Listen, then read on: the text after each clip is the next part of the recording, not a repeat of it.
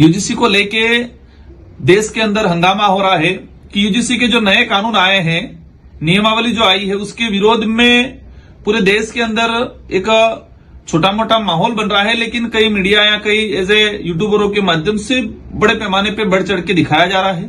दूसरी ओर यूजीसी के जो नियम आए हैं उनके पक्ष में भी पूरे देश के अंदर सड़कों पे हो, सोशल मीडिया पे हो, आंदोलन चल रहे हैं।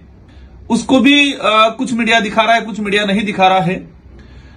साथियों, ये चीज जानने का जरूरत है क्योंकि आज देश के अंदर कई हमारे युवा साथी हैं जो गरीब तबके का जो समुदाय है, उनको यूजीसी क्या है उसको लेके कंफ्यूजन है। मैं उसको बताना चाहूंगा जो मैं समझा हूं।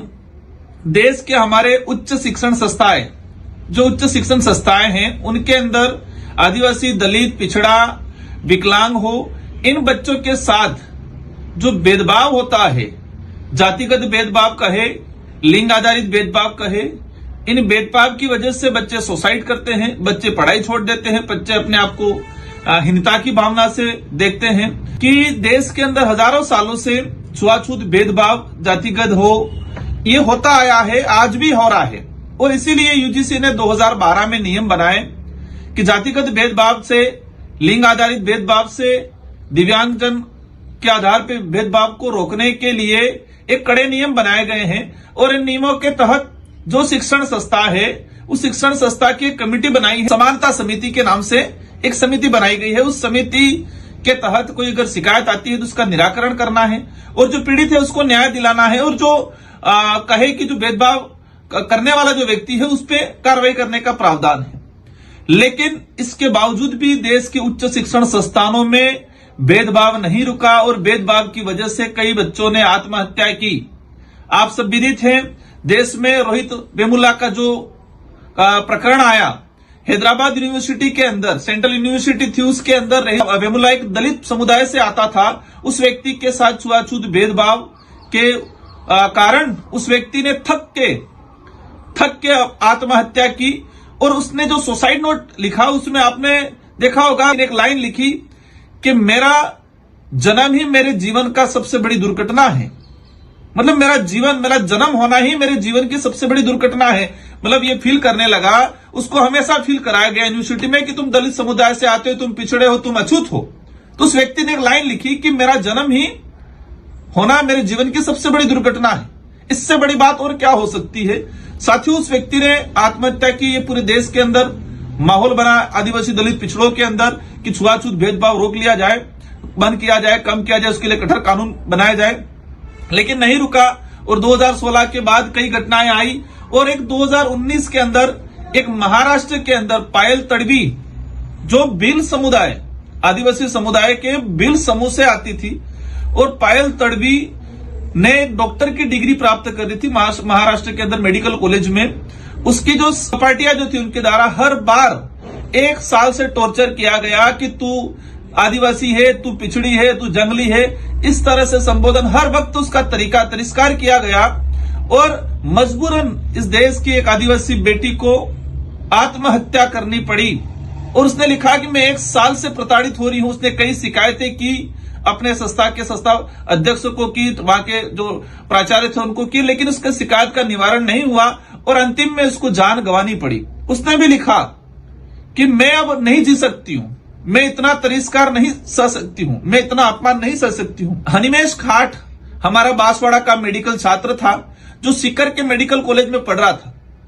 वो भी इस भेदभाव का शिकार हुआ, और उसने अंतिम में आत्महत्या की, या घटना कहे कि उसके साथ टॉर्चर करके, इसको मारपीट करके उसकी हत्या की गई। आज तक खुलासा नहीं हुआ, आज तक पीड़ित परिवार को न्याय नहीं मिला। तो ये चीज हमें देखने को मिली है। और इसी सारे प्रकरण को देखते हुए सुप्रीम कोर्ट ने संज्ञान लिया था। माननीय सुप्रीम कोर्ट ने पायल तड़वी के परिजन और रोहित वेमुला से कई लोग पिटीशन दायर की थी कि इस भेदभाव यूनिवर्सिटी के अंदर बंद किया जाए, कम किया जाए, उसके लिए कठोर कानून बनाया जाए। 2012 के अंदर बने हुए हैं, लेकिन इसके बावजूद भी कई घटनाएं हुई। उनको रोकने के लिए सुप्रीम कोर्ट ने डायरेक्शन दिया, सरकार की कमेटी थी, और उस कमेटी ने रिपोर्ट दी। 13 फरवरी 2016 के अंदर एक नई नियमावली आई, और उस नियमावली 2012 की जो नियमावली थी और 2026 में जो नियमावली आई, उसमें छोटा सा आंशिक परिवर्तन किया, ओबीसी इंक्लूड किया। क्योंकि ओबीसी समुदाय के छात्रों की भी जो पिछड़ा वर्ग जो हमारा है उसकी भी ये पीड़ा थी कि हमें जातिगत भेदभाव का शिकार होना पड़ता है, उस वजह से हमें विद्यालय महाविद्यालय छोड़ने पड़ते हैं, आत्महत्या तक की कंडीशन बैठती है। तो ओबीसी को इंक्लूड किया, 2012 में ओबीसी इंक्लूड नहीं था, 2026 में ओबीसी इंक्लूड किया। दूसरा चीज 2012 में ये किया गया था कि कोई भी अगर शिकायत दर्ज करता है पीड़ित, अगर शिकायत झूठी पाई गई तो उस पर कार्रवाई की जाएगी, जुर्माना वसूला जाएगा, उसको वहां से पनिशमेंट दिया जाएगा। और इस वजह से कई बार आदिवासी दलित पिछड़े समुदाय के बच्चे शिकायत दर्ज नहीं करते थे। उनको डर सताता था कि जो शिकायत की सुनवाई कर रहे हैं वो भी उस मानसिकता से प्रेरित हो, अगर हमारी शिकायत जो हकीकत हमारे साथ भेदभाव हो रहा है, अगर वो हमारे साथ शिकायत हमने की और उसको झूठा साबित कर दिया तो हमें पनिशमेंट मिलेगा। उस वजह से कई बार 2012 से 2026 तक कई बच्चे शिकायत अपने साथ अत्याचार शोषण सहते आ रहे थे, अपने साथ भेदभाव सहते आ रहे थे, लेकिन वो शिकायत नहीं करते थे। अगर वो थक जाते थे तो वो आत्महत्या कर लेते थे, लेकिन शिकायत नहीं कर पाते थे क्योंकि वो ऐसा प्रावधान किया था। तो 2026 में वो प्रावधान को हटा दिया गया। अगर शिकायत झूठी प्राप्त होती है तो उसका निस्तारण, इसको निरस्त किया जाएगा, न कि जो भी पीड़ित पक्ष था उस पर कार्रवाई नहीं की जाएगी, ये प्रावधान किया गया। अब देखा गया है कि देश के अंदर शायद 13 फरवरी को ये फैसला कमेटी ने रिपोर्ट दी। 4-5 दिन तक देश में जोरदार माहौल बढ़ा। जो हिंदू राष्ट्र की बात करते थे, जो कहते थे कटेंगे तो कटेंगे, वो लोग एकदम अलग से हो गए। और जो मोदी जी को भगवान मानते थे और जो मोदी जी को तेली बोल के मोदी जी को अपमान करने का काम किया, उनको भी कहा कि ये पिछड़ा है, ओबीसी है, ये है, वो है। मोदी जी के लिए कहा, तेली समुदाय के लिए कहा कि तेली, वो कहने कई वीडियो देखे हमने सोशल मीडिया पे, कहा गया है कि तेली समुदाय के लोगों का मुंह नहीं देखना, अगर मुंह देख लेते हैं तो दिन खराब हो जाता है। ऐसी धारणा, ऐसी मानसिकता के लोगों ने मिलकर देश में माहौल बनाया।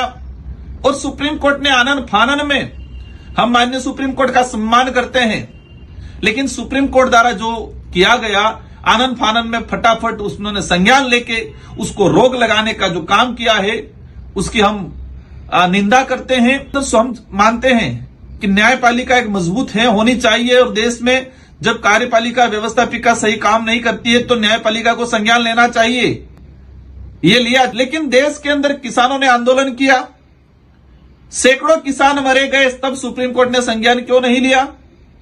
तब सुप्रीम कोर्ट ने सरकार को फटकार क्यों नहीं लगाया? तब सुप्रीम कोर्ट ने कठोर निंदा क्यों नहीं की गई? आज देश के अंदर छत्तीसगढ़, झारखंड, उड़ीसा, उस इलाके के अंदर आदिवासियों को मुर्गों की तरह नक्सलाइट के नाम पे हजारों आदिवासियों को मार दिया जा रहा है। हजारों आदिवासी बहन बेटियों के साथ बलात्कार, शोषण, अत्याचार हो रहा है। देश में विकास के नाम पे हजारों आदिवासियों की जमीनों को उजाड़ा जा रहा है, जंगल के जंगल उजाड़े जा रहे हैं, लेकिन सुप्रीम कोर्ट वहां संज्ञान नहीं ले रहा है, सुप्रीम कोर्ट वहां अपनी भूमिका नहीं निभा रहा है। तो ये भेदभावपूर्ण जो नतीजा या भेदभावपूर्ण जो फैसला एक प्रतीत होता है, ये मुझे ही नहीं, पूरे देश की आम जनता जो विवेकशील है, जो समझने की क्षमता रख रही है, जो आदिवासी दलित पिछड़ा हुआ है, उनको लग रहा है कि सुप्रीम कोर्ट ने 5 दिन के अंदर ये संज्ञान लेके इसको रोक लगा दिया, लेकिन देश में आदिवासी दलित अत्याचार हो रहा है, देश में आदिवासियों के नक्सलाइट के नाम से मारा जा रहा है। ये कहा जा रहा है कि एक मुर्गों की तरह लाइन लगा के लाशें पड़ी मिलती है, 14-14, 15-15, 18-18 साल की बच्चे आदिवासी जो नक्सलाइट के नाम पे मारा जा रहा है। इनको इस मैटर पे सुप्रीम कोर्ट ने संज्ञान क्यों नहीं लिया है? क्या आदिवासी इस देश का नागरिक नहीं है? क्या आदिवासी की कोई मूल्य नहीं, उसकी जान की कोई मूल्य नहीं है? सुप्रीम कोर्ट द्वारा, माननीय सुप्रीम कोर्ट द्वारा कुत्तों को लेकर फैसला लिया जाता है, लेकिन इस देश के आदिवासी दलित किसान के लिए फैसला नहीं लिया जाता है। आज हम देख रहे हैं जो हिंदुओं के नाम से नारा लगा रहे थे वो आज एकदम ओबीसी अंदर आया, तो ओबीसी से तकलीफ क्यों होगी? क्या हिंदू राष्ट्र की रक्षा करनी है या फिर कुछ विशेष वर्ग की रक्षा करनी? हमने देखा गया है कि ये विचारधारा, जिस विचारधारा से प्रेरित लोग जो आज यूजीसी के नए नियमों का विरोध कर रहे हैं, वो लोग आदिवासी दलित पिछड़ों का ही विरोध नहीं कर रहे हैं।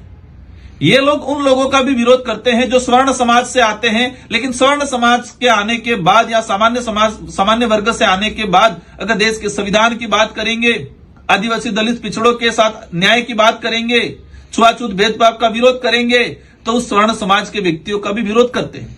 मैं कुछ उदाहरण बताना चाहूंगा। आपने सुना होगा बीडी शर्मा, जिनको आदिवासियों का मसीहा के रूप में भी जाना जाता है।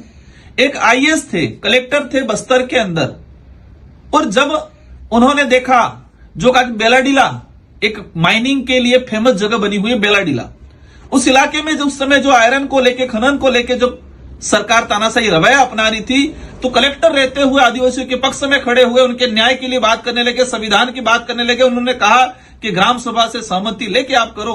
तो तब उन्होंने उस कलेक्टर के साथ भी अन्याय हुआ। जो बीडी शर्मा उस समय तत्कालीन कलेक्टर थे, और उनको सरकार से इतना प्रेशर हुआ कि उन्होंने स्वैच्छिक सेवानिवृत्ति लेनी पड़ी।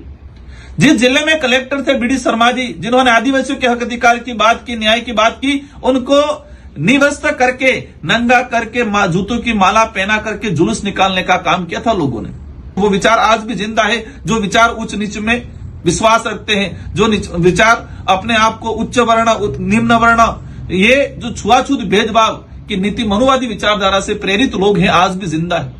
आप मामा बालेश्वर, हमारा संसदीय क्षेत्र बांसवाड़ा, मामा बालेश्वर एक ब्राह्मण समुदाय से आते थे। इन्होंने भी आदिवासी दलित पिछड़ों के लिए पाखंडवाद के खिलाफ, संविधान के हित में, आदिवासियों के हित में बात की, तो उनको भी तिरस्कार किया गया, उनके साथ भी अपमान किया गया।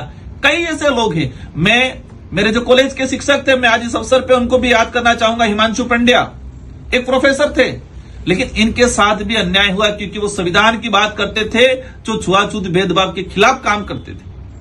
इनका भी तिरस्कार हुआ, उनका भी ट्रांसफर हुआ, उनके भी कई जगह काले झंडे दिखाए, जूते तक मारने की नौबत कई जगह आई, उनके साथ मारपीट की गई। तो साथियों, ये जो मानसिकता है, जो विचारधारा है, जो उच्च नीच की विश्वास, आज संविधान को नहीं मान के उच्च नीच को मानते हैं, जो संविधान को नहीं मानते हैं, पौराणिक अन्य जो मनुवादी विचारधारा को मानते हैं, ऐसे लोगों को समझने की जरूरत है।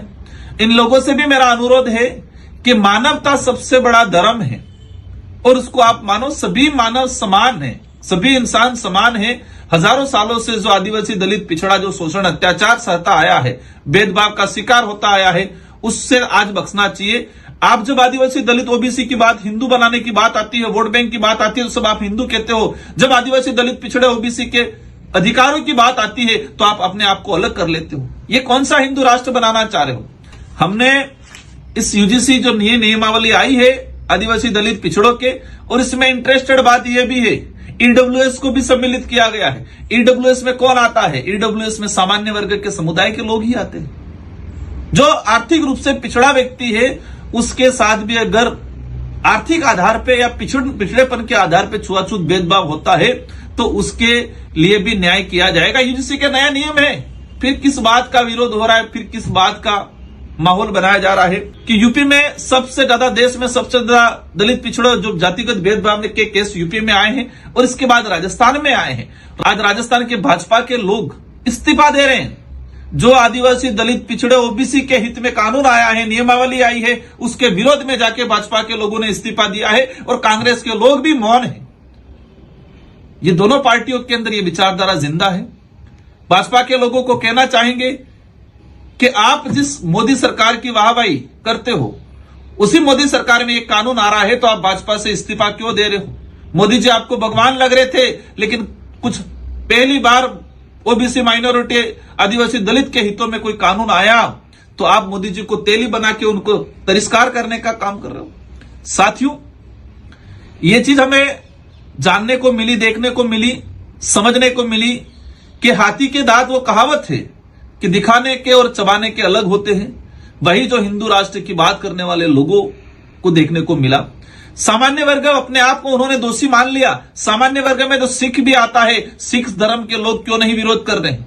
सामान्य में तो बुद्धिज्म के भी लोग भी आते हैं, सामान्य में तो पारसी भी आते हैं, सामान्य में तो ईसाई भी आते हैं, सामान्य में तो मुस्लिम भी आते हैं। क्या वो विरोध क्यों नहीं कर रहे हैं? सिर्फ मनुवादी विचारधारा से पनपने वाले लोग, जो छुआछूत भेदभाव की नीति रखने वाले लोग ही विरोध क्यों कर रहे हैं? हमें समझने की जरूरत है। और भारत आदिवासी पार्टी यूजीसी की जो नई नियमावली आई है, जो आने वाले समय में, आने वाले भविष्य युवा साथी जो उच्च यूनिवर्सिटी में पढ़ने वाले बच्चे हैं, उनको रक्षा के लिए है, और भारत आदिवासी पार्टी इसका समर्थन करती है।